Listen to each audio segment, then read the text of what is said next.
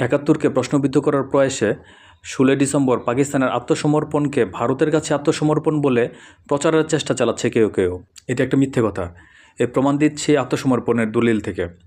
আত্মসমর্পণের দলিলে স্পষ্টভাবে বলা আছে, ভারত এবং বাংলাদেশের যৌথ বাহিনীর কাছে আত্মসমর্পণ করেছে পাকিস্তান আর্মি। যৌথ বাহিনীর পক্ষে সিগনেচার করেছেন ভারত এবং বাংলাদেশ যৌথ বাহিনীর পূর্বাঞ্চলীয় প্রধান জগৎ সিং অরোরা। তাদের দ্বিতীয় প্রশ্ন, তাহলে আত্মসমর্পণ অনুষ্ঠানে জেনারেল ওসমানী সাহেব ছিলেন না কেন? এটার উত্তর, জেনারেল ওসমানী ছিলেন বাংলাদেশের সেনাপ্রধান। একজন সেনাপ্রধান বসেন আরেকজন সেনাপ্রধানের সাথেই, এটাই প্রোটোকল। নিয়াজি সাহেব ছিলেন পাকিস্তানের পূর্বাঞ্চলীয় সেনা কমান্ডার।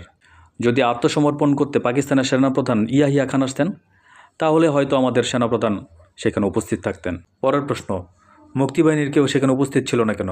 উত্তর, মুক্তিবাহিনীর চিফ অব স্টাফ একে খন্দকার সেখানে উপস্থিত ছিল। তাদের আরেকটা প্রশ্ন, আত্মসমর্পণের দলিল ভারত নিয়ে গেল কেন? এটাও একটা মিথ্যে কথা। আত্মসমর্পণের যতগুলো পক্ষ থাকে ঠিক ততগুলো দলিলের কপি হয়।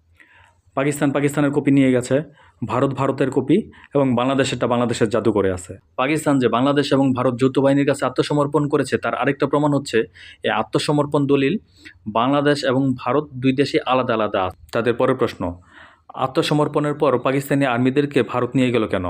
তার উত্তর, পাকিস্তানি আর্মিরা যে ধরনের বর্বরতা চালিয়েছে এই দেশে, পাকিস্তানি আর্মিদের ভয় ছিল বাঙালি মুক্তিযোদ্ধারা তার প্রতিশোধ নেবে।